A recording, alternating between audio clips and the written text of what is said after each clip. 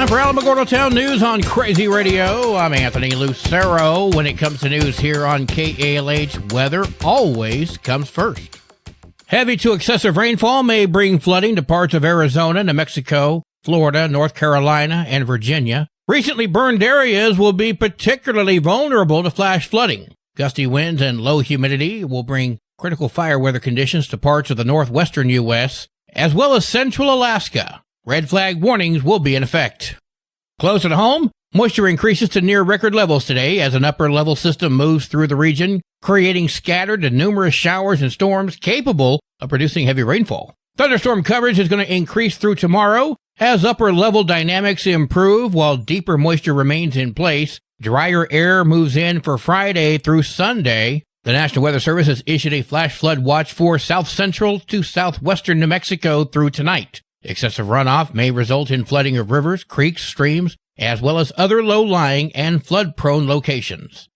We'll have another look at the weather following this news. This is Range Control with roadblock information for Wednesday, July 2nd. Highway 70, Highway 380, Highway 54, Owen Road, Nike Avenue, and War Highway are scheduled to remain open all day. El Rito Media Managing Editor Adrian Hedden spoke on the wrongful death lawsuit announced by the family of the teen shot and killed by an Otero County Sheriff's deputy. 17-year-old Elijah Hadley, an enrolled member of the Mescalero Apache tribe, was shot in June 2024 by Otero County Sheriff's deputy Jacob Diaz-Austin. Austin was ultimately charged with first-degree murder. The criminal trial is ongoing in 12th District Court there in Alamogordo. It's being prosecuted by the District Attorney's Office out of Bernalillo County. But in the meantime, the family of Hadley have now sued the Otero County Sheriff's Office, Otero County itself, and Mr. Diaz-Austin personally for wrongful death. Basically, they allege all the things that have been alleged in the criminal trial, that Hadley was unarmed. He was walking down U.S. Highway 70. Someone called on a Wildflower check.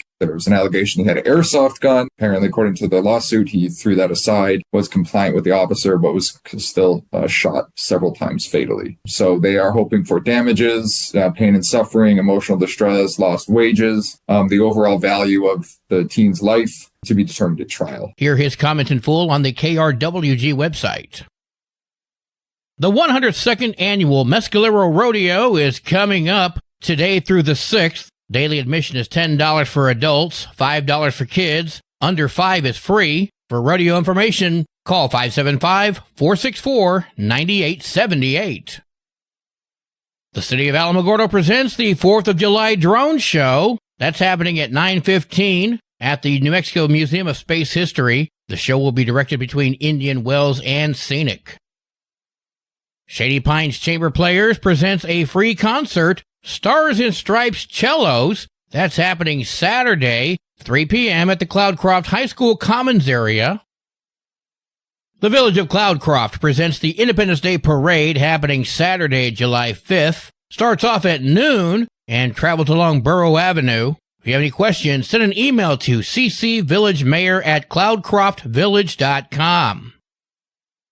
The Otero County Animal Shelter invites you to the Adoption Carnival happening this Saturday, 10 to 5. Entry is free, half off all adoptions, plus food trucks, bounce house, dunk tank, vaccination clinic, and more. If you have any questions, 575-434-2959. Well, today is Wednesday. Let's check in with Olivia and see what's happening this week at La Luz Ag Market. Hey, y'all. Olivia here. Yep, that's right. Founder of the La Luz Agricultural Market. And I've got something exciting to share with you. If you haven't made it out yet, let me tell you, you're missing out. We're not your average farmer's market. Sure, we've got the staples, fresh veggies, local honey, and farm fresh eggs. But that's just the beginning. This is a full-on celebration of agriculture and community right here in La Luz, New Mexico. Every Saturday from 10:30 a.m. to 4 p.m., you'll find us at 7298 Highway 5470, right between the pistachio farms. Last weekend, our produce sold out in just 30 minutes. Yep, 30 minutes. So if you want the best of the best, come early. It doesn't stick around for long. And animals? Oh, we've got animals. Chickens, ducks, turkeys, quail, pigs, and even goats and sheep from time to time. Whether you're looking to start your own flock, build out your homestead, or just want to bring the kids to see some farm animals, there's something for everyone.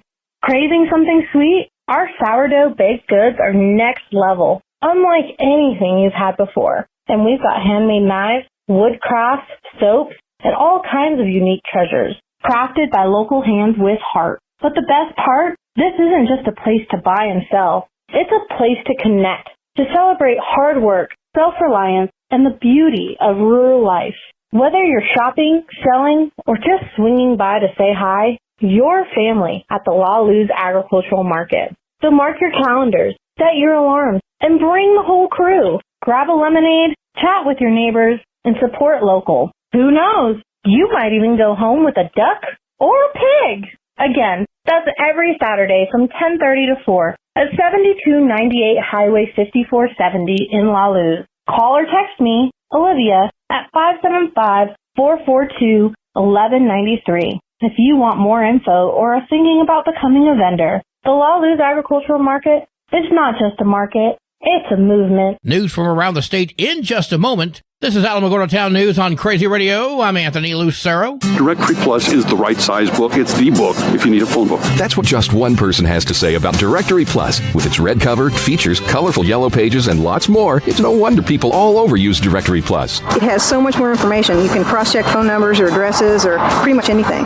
Look on the plus side, Directory Plus. I'm a big fan of Directory Plus. What happens when the marriage of an innocent ingenue gets thwarted by the no-good Schnickel Fritz grub? Well, you can only imagine. The Cloudcroft Light Opera Company presents Those Wedding Bells Shall Not Ring Out. Witness the ceremony at the Cloudcroft Pavilion, 7:30 p.m., June 27 and 28, July 4th, 5th, 6th, 11th, and 12th. Free admission. Donations taken for youth scholarships. Those Wedding Bells Shall Not Ring Out, in cooperation with Pioneer Drama Company and Tim Kelly. Hi, it's me, here to tell you about AlamogordoTownNews.org. This is Otero County's #1 source for local news, sports, and community. Quite frankly, AlamogordoTownNews.org is the big LES news service online. AlamogordoTownNews.org is a Second Life Media affiliated company. 19-year-old Diego Bueno Ibarra of Roswell is facing multiple charges for his role in a deadly shooting that left his brother dead. Bueno Ibarra shot and killed his 17-year-old brother, Brian Bueno, on Friday while the brothers were hanging out and drinking with several people. Diego was reportedly trying to fix a gun while sitting across from Brian. At one point, Diego raised the gun and pulled the trigger, thinking the gun was empty, but he shot his brother in the head. Diego has been charged with involuntary manslaughter and negligent use of a deadly weapon. Remember, folks, even if you believe the gun is not loaded, never point a gun at anything that you're not willing to destroy. House Bill 10, also known as the State Regulation and Licensing Department Cannabis Enforcement Legislation, took effect yesterday. Finally, the law enforcement officers will have the ability to go into stores, take illicit product that isn't meant to be in our market right now, product that's not being tested, product that wasn't grown in the state, and they'll now have a mechanism to go enforce the things that they've been finding over the last many years, but haven't had the ability to do anything about other than some paperwork with. Virtus Cannabis Chief Revenue Officer Steve Brown, speaking with KOAT. According to the law, an enforcement bureau is going to be established within the State Regulation and Licensing Department to seize and destroy illegal cannabis products. An enforcement agent will have the same authority and or power as a law enforcement officer, including the power to maintain public order, undertake lawful warrantless searches, as well as seizures to arrest someone for a crime. First of all, we're going to bring on 10 additional compliance officers or inspectors. We had 9 total with the supervisor. RLD Superintendent Clay Bailey, speaking during Monday's Court, Corrections, and Justice Committee meeting. Our goal is the ones we have in place that are good compliant with us, that we can help them stay compliant or keep them there or shepherd them along the way. The New Mexico Cannabis Regulation Act was signed into law by Governor Michelle Lujan Grisham back in 2021.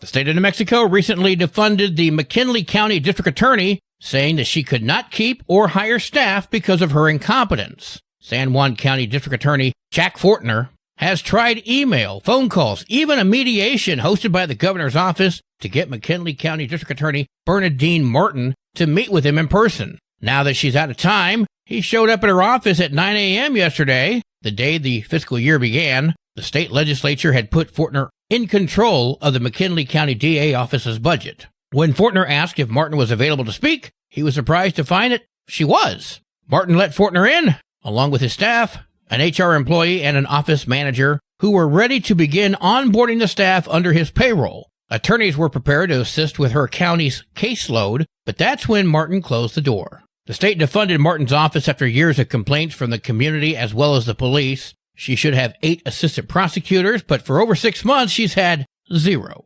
Fortner spoke with KRQE. DA Martin assured me that she has legal coverage for 2 weeks. She has funds for her staff for 2 weeks. And so I said, as soon as you need us, we're here. It's her office, and I can't intrude without her cooperation. And so she and I agreed that we'll talk in a week, and we'll see what happens. Martin could be removed. The governor has requested the Attorney General to investigate whether Martin's conduct amounts to gross incompetence.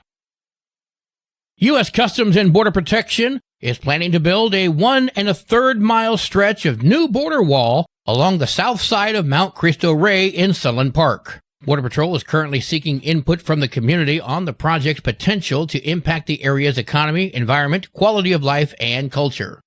If you want my input, it's about damn time! But there are other opinions, such as John Resendez, a local resident who expressed his concerns about the impact of the barrier with KFOX. Almost everything with 4 legs is not going to be able to get around the border wall. He goes on. Can't imagine what it would be like to finish the pilgrimage, get to the top by the beautiful Christ statue, and instead have a giant wall. It's the perfect symbol of everything that's going wrong right now. We are building walls rather than building bridges. You know, seeing that border wall in your face is probably a whole lot better than having some cartel member holding a gun to your face. I'm just putting it out there as a possibility.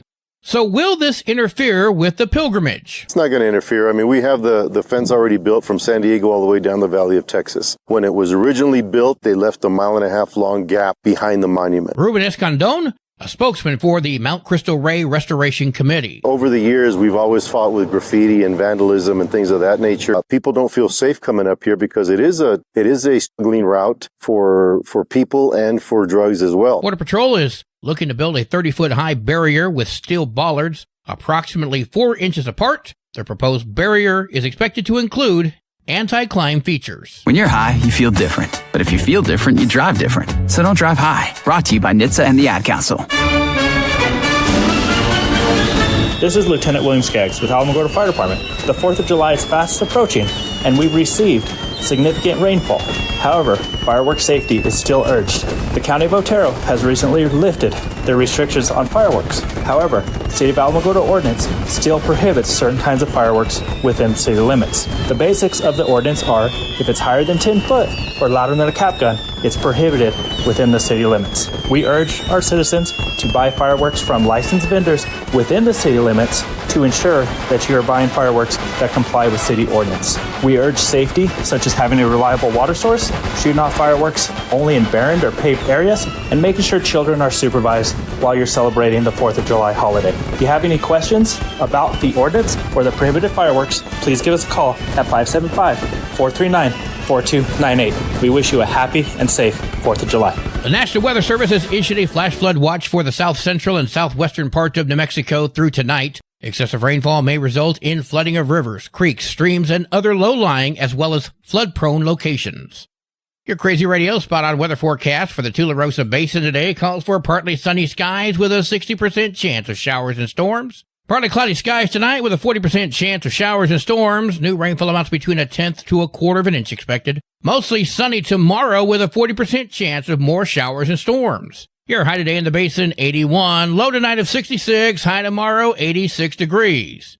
In Cloudcroft, mostly cloudy skies with an 80% chance of showers and storms. New rainfall amounts between 1 to 2 inches expected. Mostly cloudy tonight with a 40% chance of showers and storms. New rainfall amounts between 1/10 to 1/4 inch expected. Mostly sunny tomorrow with a 70% chance of showers and storms. Your high today for Cloudcroft, 59. Low tonight of 48. High tomorrow, 65 degrees. Local breaking news can be found on our website, alamogordotownnews.org, and you can learn more about Crazy Radio by visiting kalhradio.org. Also, check out the Crazy KALH Radio YouTube channel. That's where we post our daily newscasts, complete interviews, and other information which concerns everyone in the Tularosa Basin. Be sure to give this video a like and subscribe to our channel if you've not done so already. That way you too can remain informed of the goings-on in the Tularosa Basin. And that concludes today's edition of Alamogordo Town News on Crazy Radio. I'm Anthony Lucero.